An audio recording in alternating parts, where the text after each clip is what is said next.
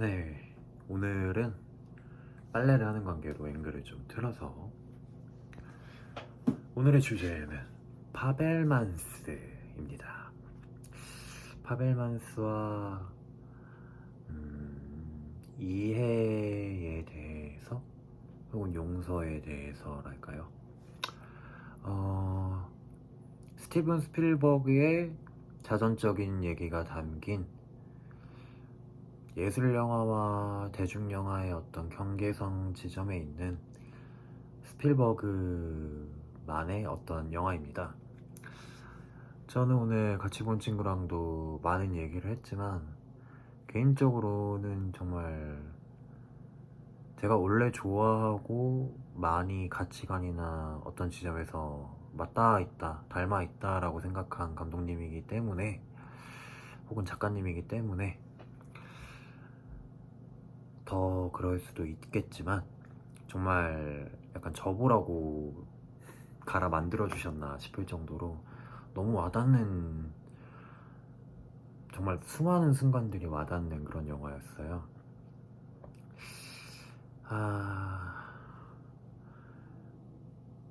정말 처음에 이제 스포일러가 좀 있는데 어머니 레아라고 하시는 것 같더라고요.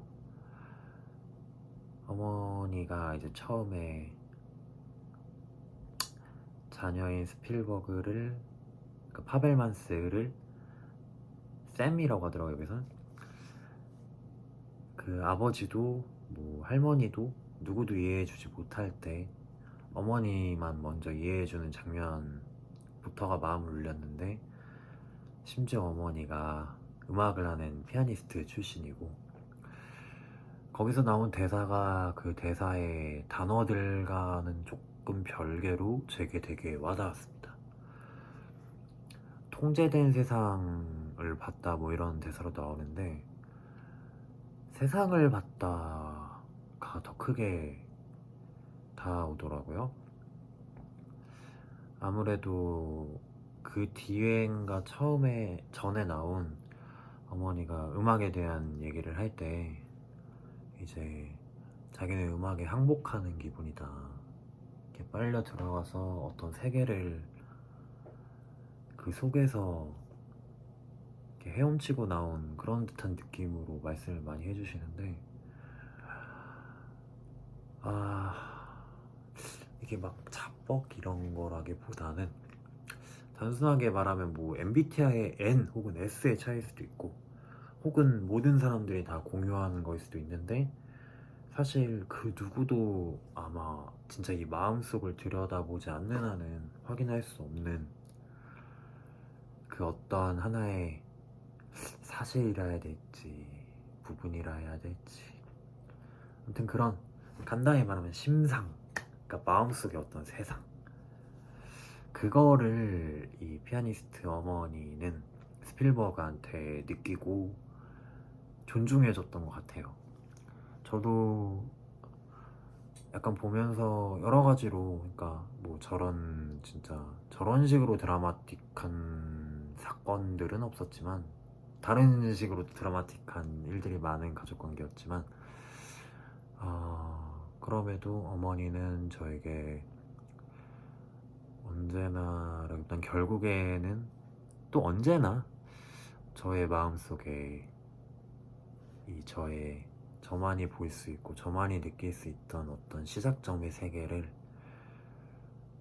정말 누구보다 굳건히 존중해주고 믿어주셨다고 생각을 하고, 고등학교 때 어머니가 비슷한 식으로 얘기해 주신 적이 있거든요. 저만 보는 어떤 특별한 세계가 있는 것 같다고. 제가 이제 막 장재희님의 가로수 그늘 아래 한창 빠져서 그거를 불렀던가 생각했던가, 가을, 아마 초가을 혹은 어쩌면 초겨울 그때쯤에 그랬던 것 같아요. 재수학인가? 아무튼 그때 저를 정말 예상도 못한 타이밍에 저의 세상을 존중해 주신, 제 마음속의 세상을, 그러니까 증명할 수가 없는 그 세상을 알아봐 주시고 느껴주시고 단 일부분이라도 이렇게 인식해 주셨다는 게, 그리고 그걸 말로 표현을 해주시고 존중해 주셨다는 게 제겐 되게 의미가 있는 일이었거든요.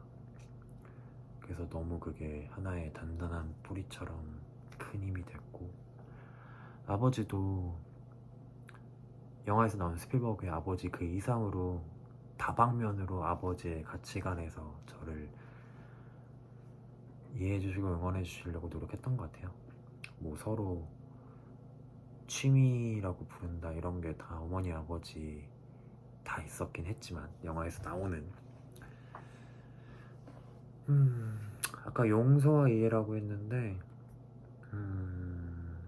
뭐 결국 어머니에 대한 용서가 마지막에 보이기도 하고, 어쩌면 자기를 둘러싼 혹은 스스로에 대한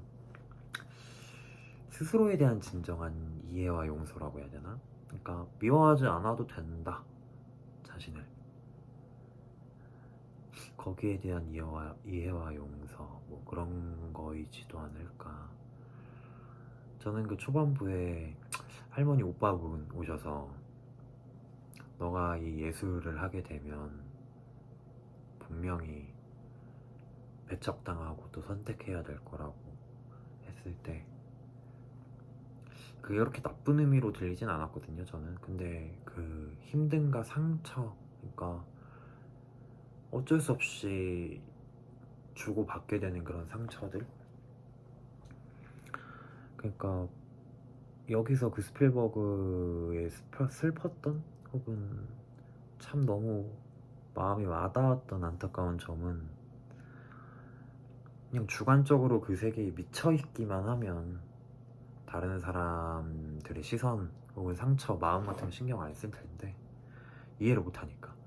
근데 스필버그는 이게 감독들의 어떤 능력이나 감각인지 모르겠지만 제가 느낀 그 심정과 좀 비슷했을 것 같아요.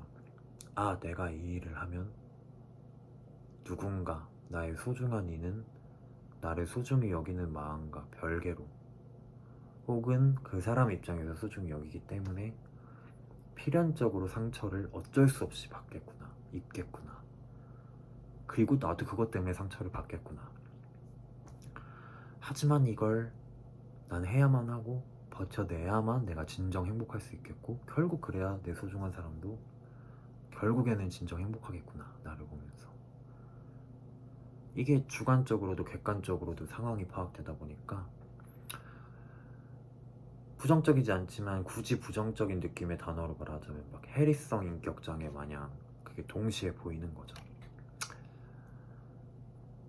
근데 저는 그게 결국 이렇게 논리적으로 말하면 동시에 다른 생각을 하니까 분리장애 막 이런 단어가 쓰이게 되지만, 왜 얼마 전에 연기 영상에서 시간의 수직성, 과거 현재 미래가 동시에 서로 영향을 주고받을 수도 있다 이런 얘기를 했듯이, 저는 그게 동시에 일어나는 것도 하나의 대단히 정상적인, 혹은 이 단어 자체가 어폐가 있다면 누군가에겐 대단히 좋은 현상일 수 있다라는 거. 그래서 저는 영화 속의 파벨만스를 정말 좀 더 힘내, 그러니까 넌 너무 잘하고 있어, 이러면서 응원할 수 있었던 것 같아요. 네. 그리고 지금의 저에게도 그런 따스한 응원과 이해, 용서를 주며 9분 정도에 딱 끊겠습니다. 안녕. 파벨만스 되게 좋은 영화, 정말 좋은 영화라 생각합니다. 대중적인 재미도 나쁘지 않은 것 같아요. 제겐 정말 너무나 좋은 영화고요. 안녕.